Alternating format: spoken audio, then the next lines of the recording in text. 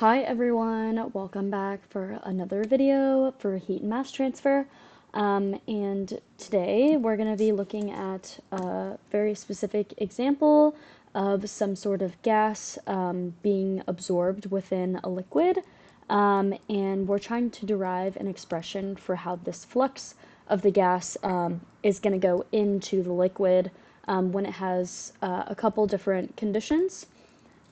So I have my paper. This backside is all from the previous video. This is the side that I'll be looking at, and that just has our agenda for today, deriving an expression for the flux of the gas into the liquid film. So, specifically, I'm just going to go ahead and draw kind of what this problem is going to look like.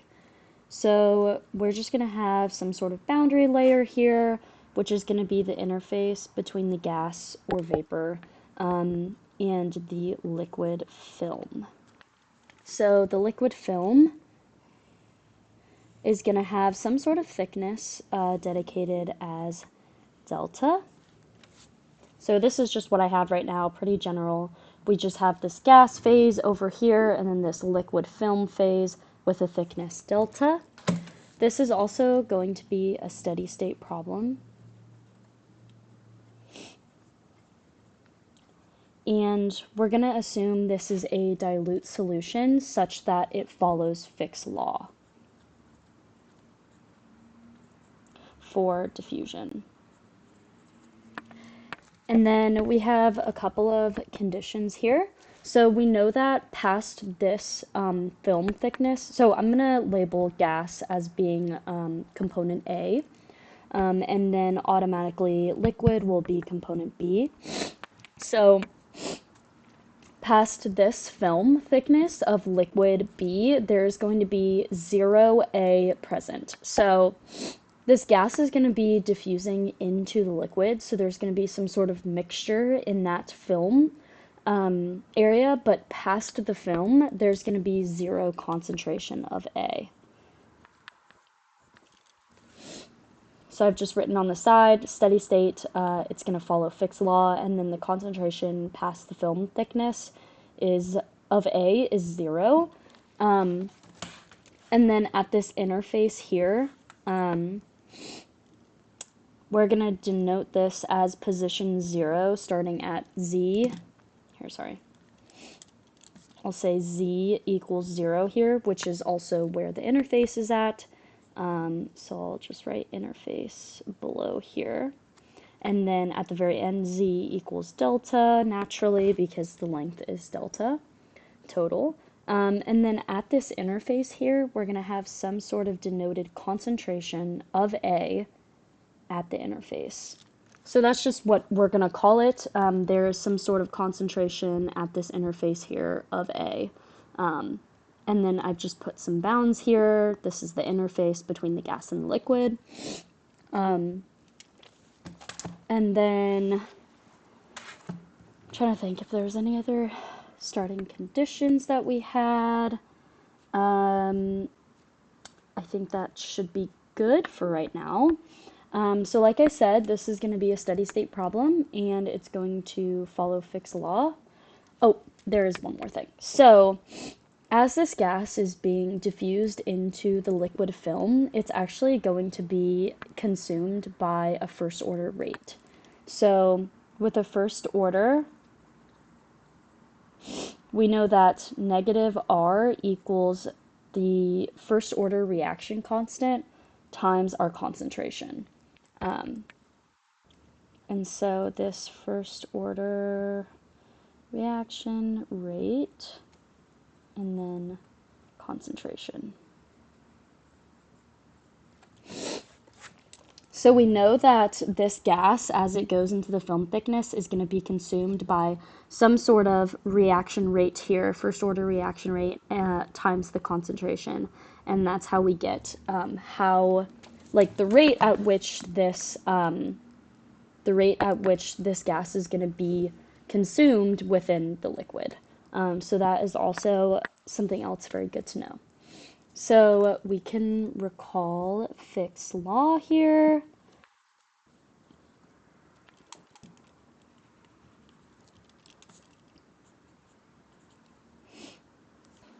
So our Fick's law, as we remember, is going to be some sort of change in concentration, change in flux of A. So flux is represented by capital N, as we remember, evaluated at z equals 0, or the interface is going to be equal to a negative, and this is negative because our flux is going to be going from areas of high concentration to areas of low concentration.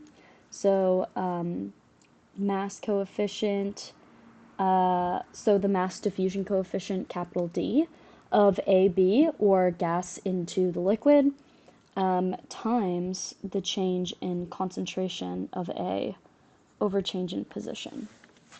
So this is just writing what we already know from our, actually I don't think there's a derivative in front of this flux. So we're just rewriting this equation, evaluating how flux of A at the position of the interface is going to be diffused in there. And then we can also write this as a slightly different equation that incorporates our first order reaction where there's some sort of consumption.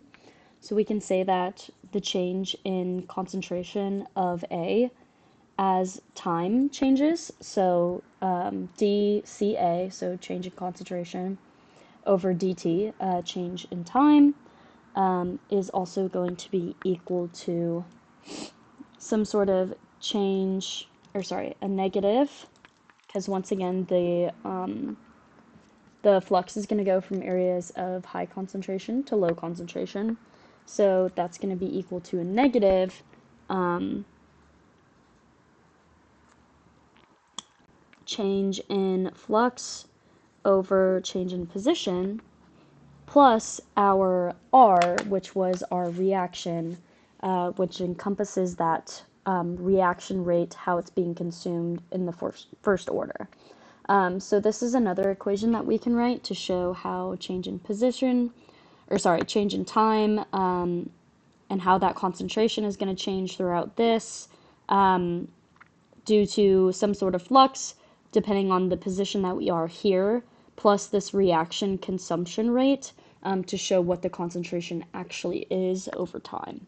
And then this here was just our flux equation from Fick's law. So now we can plug in that reaction equation that we had established above up here into this equation. We can also plug in Na for all of these here. So we're going to have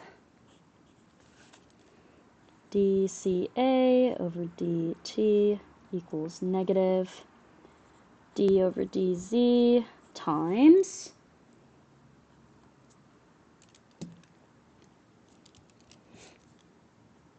dAB dCA over dz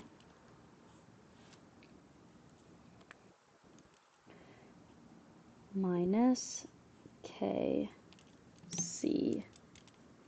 And then I'm going to put kCa because the concentration we're going to be looking at is for A. So then we have dCA over dt equals, and then we're going to have, if we simplify this, we'll have,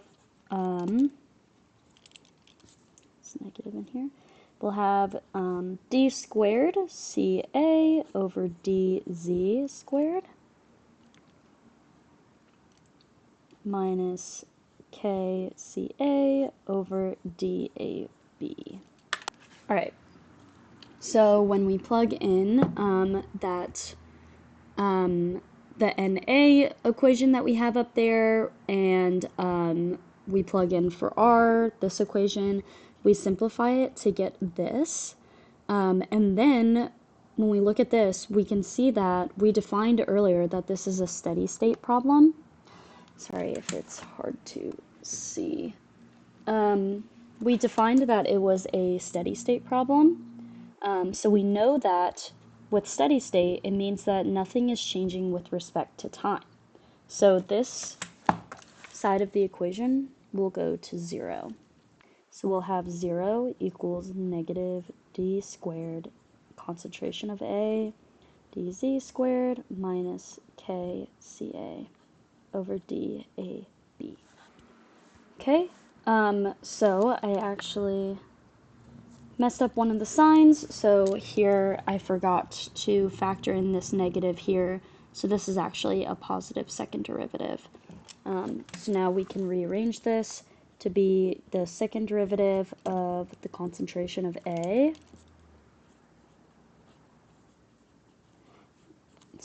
is going to be equal to our kCa over dAb.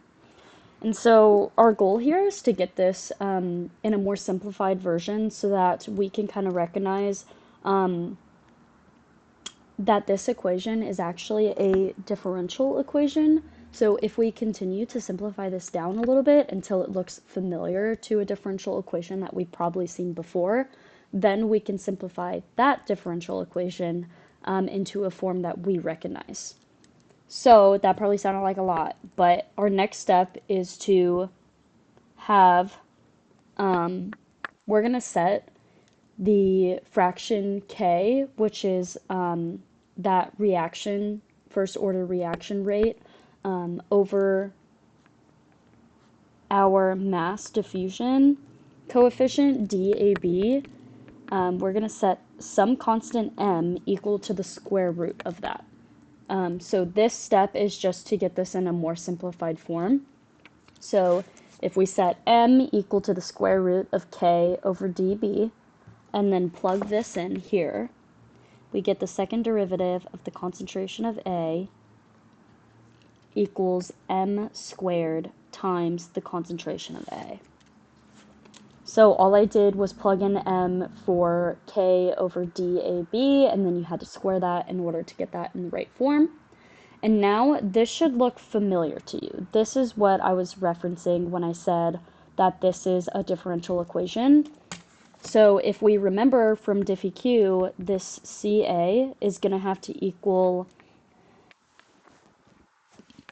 some constant A times hyperbolic sine m times z plus b hyperbolic cosine times mz. So this is the general form of the differential equation that we're looking at here. So we have to satisfy this equation. And this is how we are deriving this expression for the flux here, for this specific example. So now we can begin looking at this when we're at position z equals 0, or at the interface, and then position z equals delta. And so what we want to do is plug in these z values into this equation here. But we have a way to simplify it a little more for z equals 0. So if you remember, hyperbolic sine and hyperbolic cosine is a function made up of e to the some power. E to some power. So if you plug in 0 for e to whatever power e to the 0, that's going to be equal to 1. So if we want to simplify the z equals 0 one, we can by plugging in the actual equations for hyperbolic sine and hyperbolic cosine into that equation. But for z equals delta, that's not going to help us much. It's just going to make it a little more muddy.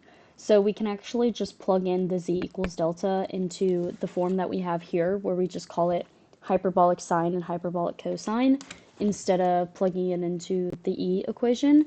So we'll go ahead and do that. We'll say that Ca is going to equal a sine, hyperbolic sine m delta plus b hyperbolic cosine m delta. So that's kind of what we have here for the delta. But for 0, I'm going to write over here the forms of hyperbolic sine and hyperbolic cosine when they include their exponents. So hyperbolic sine is going to be e to the x minus e to the negative x over 2. and hyperbolic cosine is going to be e to the x plus e to the negative x over 2. So these are the forms that we have for hyperbolic sine and cosine. And like I said, we can plug in 0 here. So sine h, this is supposed to be sine h of x, and cosine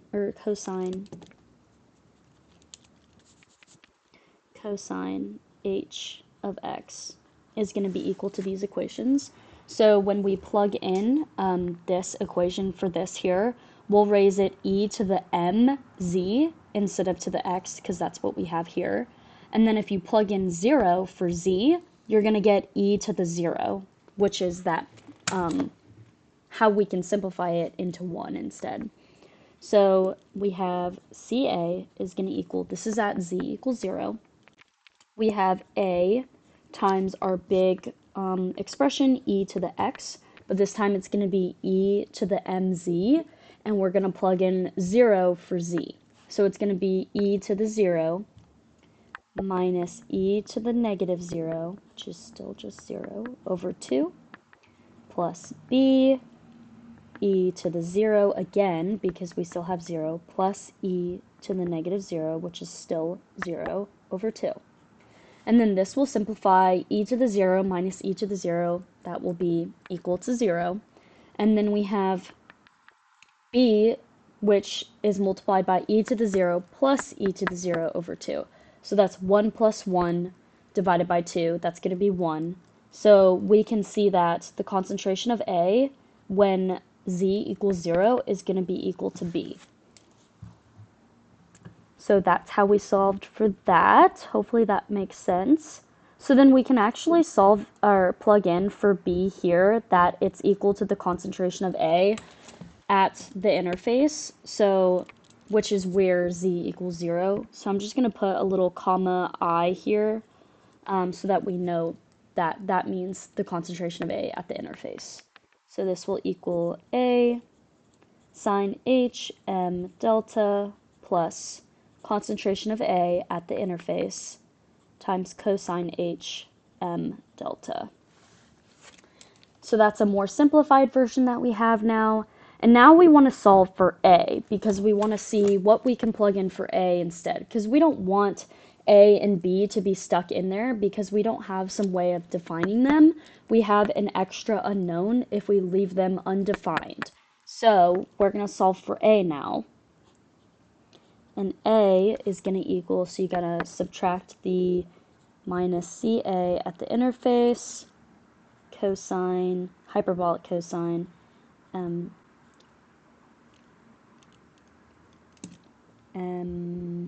delta, all over hyperbolic sine m delta. So we just solved for A here using this expression, just solved for A, and we get this here. And now we can plug this back into this equation for A. And now we have an expression for both A and B. So concentration of A, C equals delta. We have negative CA at the interface, hyperbolic cosine m delta over sine h m delta times sine h m delta plus concentration of A at the interface, cosine h m delta. So this is what I have here. So we've just plugged in these constants here for A and B, and then we have our hyperbolic still there. And then I'm just going to multiply this right here by this denominator, so we can get this all under the same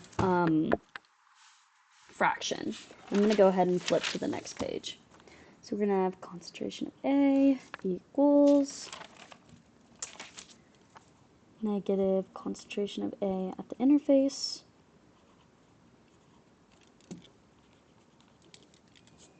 hyperbolic cosine of m delta times hyperbolic sine of mz plus concentration of A at the interface times hyperbolic cosine of mz times hyperbolic sine of m delta, all of this divided by hyperbolic sine of m delta. Alright, so this is what you should have when you put this all under the same denominator here. And now we're going to flip it around and extract the concentration of A at the interface. So we'll have Ca equals, and then on the outside we'll have the Ca, concentration of A at the interface, times this big ol' fraction here, but we're going to flip it around so that the signs are correct. Excuse me, so we'll have cosine, hyperbolic cosine of mz times hyperbolic sine of m delta minus hyperbolic cosine of m delta times hyperbolic sine of mz, all over hyperbolic sine of m delta. Alright, and so what I did is I pulled out the initial concentration of A to the front, and then flipped that around so that the signs were still correct. And so now, the cool thing about using hyperbolic cosines and sines, or regular cosines and sines, is usually there's a relationship to simplify these. So we can just look that up and see what relationship we have that can condense this fraction a little bit. So we find that concentration of A, concentration of A, I, so concentration of A at the interface, times hyperbolic sine of M of, I believe it's C minus delta over hyperbolic sine of H times M delta. Let me double check on that really. Okay, so yes, this is the correct equation that we have here. So this is that relationship that kind of simplifies down that big old fraction up there into a little bit smaller, a little bit easier to digest. And now, if we recall from the very beginning of the video, our whole goal was to derive an expression for the flux. So we need to draw back to our Fick's law equation and plug this new concentration equation in for that. So I'm going to rewrite Fick's law, Na, so flux of A, equals that negative dAB times change in concentration over change in position. So this is our Fick's law equation that we well know and love. And now we can plug in this equation for concentration of A into this derivative here. But we have to take the derivative in terms of Z, as it's stated here. So if we do dCA over dZ, that means we're taking the derivative of this whole equation in terms of Z. So I'm just rewriting this out here so we can kind of see exactly what we're doing. And then since this derivative is going to be taken in terms of Z, that means that our M and our delta are both constants. So we're plugging in this big equation for the concentration of A into here. So we have to take the derivative in terms of Z. And M and delta are going to be considered constants here. So we can go ahead and take this derivative and get going. And we'll find that the derivative of concentration of A in terms of Z is going to equal negative M, concentration of A at the interface, times hyperbolic cosine this time, M delta over hyperbolic sine M delta. So that's just what you're going to get when you take the derivative of the concentration of A, derivative of this whole equation in terms of Z. This is what you'll get. So you'll get that negative m, concentration of A at the interface, hyperbolic cosine, hyperbolic sine, both encompassing m delta here. So now we can bring this back and plug it back into this equation here. Plug it in for dCA over dZ. And that is how we're going to get our total expression that we were trying to derive. So we can see that those negatives will cancel out. We'll just have dAB times m CAI times hyperbolic cosine m delta hyperbolic sine m delta. And this is not our most simplified form, but this is going to be a more simplified form for this specific example, encompassing the film thickness delta, and how that is going to be consumed due to a first order reaction. So this will be our final equation here. And if we really wanted, we could plug in for m again, because as we recall, m was equal to the square root of k, that first order reaction rate, over dAB. But just for example's sake, we don't necessarily have to do that, and we can just leave it in this form here. But this is how we have derived our expression for flux when we have this specific example looking at a gas going into some sort of liquid that has a film thickness of delta, and how that is going to be consumed due to a first order reaction rate. So that's going to be everything for today. Hope you enjoyed.